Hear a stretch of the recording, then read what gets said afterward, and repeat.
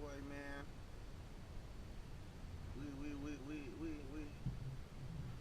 We back at it again. Just getting back to the house. Now, tonight, I want to talk about the mulatto or the Creole. The Creole. You be like, well, what is a mulatto? What is a Creole? Somebody of a mixed race. For example, someone who is half white, someone who is half black. Okay. When we first start inter intertwining with these motherfucking crackers, all of the mulattoes majority came from white men sleeping with the black slave woman or the Indian woman.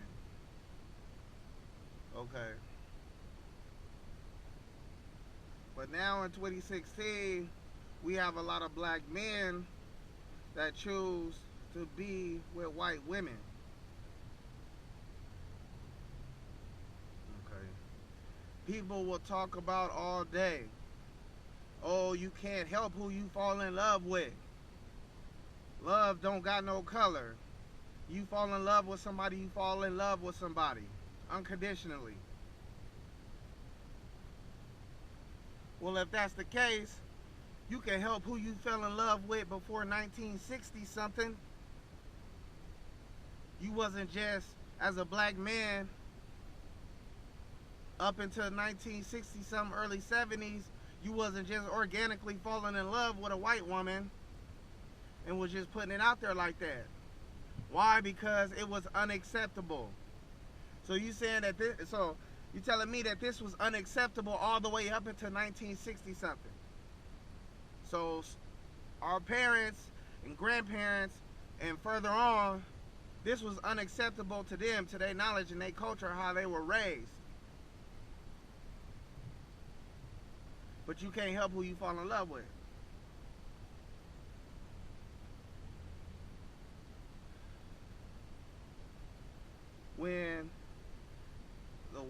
When the Caucasian first started having sex with us,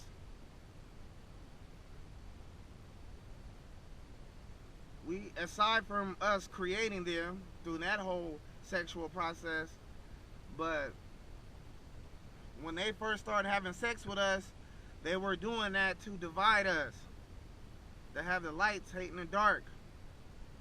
They were doing this so when they have that half-breed child, that child will be amongst the black population, and he will know and understand that he is half white or half Caucasian. Even if they do not accept him, he will know and look in the mirror and say, I'm half Caucasian. So he cannot help but love the other part of himself because it is who he is. It's his bloodline. But this is where they playing games on people. We all mulatto. Somebody that you can look and see with your own two eyes today, especially in the United States, or mostly all the niggas got white blood in them. So, but you don't see us going around talking about, oh, I got white ancestry and I'm this and this and that. We don't even cling on to that shit. We don't even reach out for that shit. Because you know that when you have black and you have white people, they are not going to accept you under any circumstances. Your mama or your daddy might accept your ass, but when on that white side, once you keep going up the family tree, somebody did not approve of that shit. So, as a white man, if your white daughter wanted to have a black man, this was unacceptable. You would disown your child for doing that. Maybe not so if the black man wanted to fuck on the black woman, because they've been doing that. when they was enslaving us and all of that. But as far as the white woman being with the black man,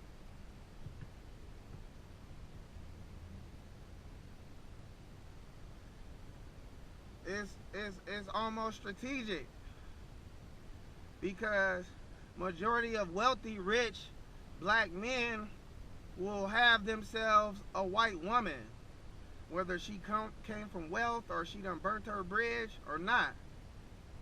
Okay, now this white woman will get cut off from her family if she chooses to have kids with a black man.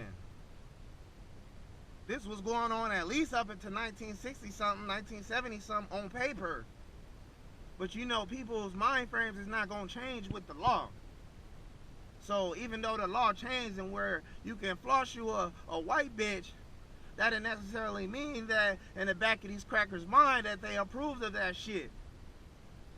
That has been the Caucasians' worst nightmare, because they know if they keep breeding with us, they will no longer exist.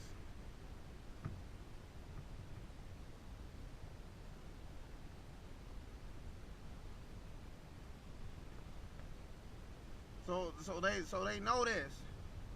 So if they want to exist in the future, it would be wise for them to sleep with their own. That's not crazy. Why wouldn't you want to exist in the future? So you're going to do everything that you can to make sure that y'all still exist. And y'all know, white women, that y'all got frowned upon for sleeping with black men. Even if your mama or your daddy approved it, his parents or his grandparents, you know for damn well, would know approved of that shit. So, as a biracial person, as somebody that wants to call themselves black and white, and they want to love their white side so much, them motherfuckers don't love you. Your mama might, your daddy might, but you keep going up that family tree, they gonna hate your ass.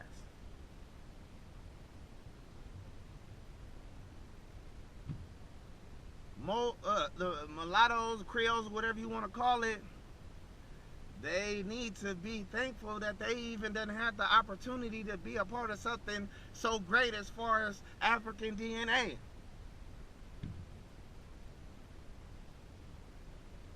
The planet is giving them an opportunity to come home. But if it's in you, it's in you.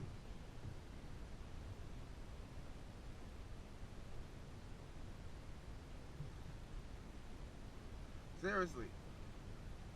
So when a white father pisses his daughters off,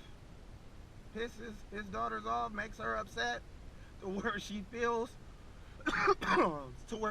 like she needs to retaliate against her father, her white father, when she feels like she needs to buck the system, where she feels like she needs to go against the grain or what she's been taught, like, you know better, but you know that this will hurt your father so bad, you know, whether y'all done had a conversation about it or not. If a white woman is sitting down thinking, how can I hurt my father the most? Where can I hit him where it hurts? Where can I cut him the deepest? She is going to go out and find that black man.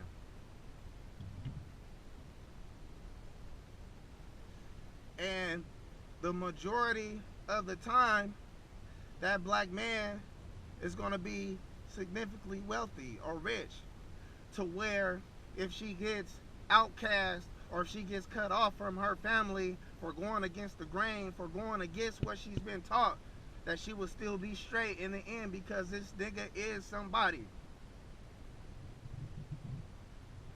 So the nigga either gonna be a professional athlete or something, got some money, drug dealer nigga, anything. But she not gonna get cut off from the wealth just, you know what I'm saying, just to get some nigga dick out of curiosity. But a lot of them did that shit out of curiosity as well too. Because this shit is, well, how we got shit indoctrinated in us from years, hundreds of years, thousands of years. These white women, they got shit indoctrinated in them for hundreds of years, thousands of years. So all them times when we was out there getting beat on, picking cotton and shit, we were kept from the white woman. The white woman was kept from us. So after you've been kept away from something that's been in front of your face for so long, you're going to build a curiosity about it. On top of you, white women, with the white women looking at the niggas when they was coming off the ships or getting a glimpse at the niggas' physical attributes, whether it be his penis, whatever, anything. So they know it's been a curiosity, a fear already anyway. So basically, every white woman, and I'm talking about the white woman right now though, because that's mainly what you see. You know what I'm saying? A white woman, you know what I'm saying, with the black man, but you really don't see too many black men with the, white men with the black women unless they a side bitch or some shit. But they, you know what I'm saying? Even if they marry a black bitch, it's still an experiment type of thing. Some shit that they can joke about on the golf course and shit.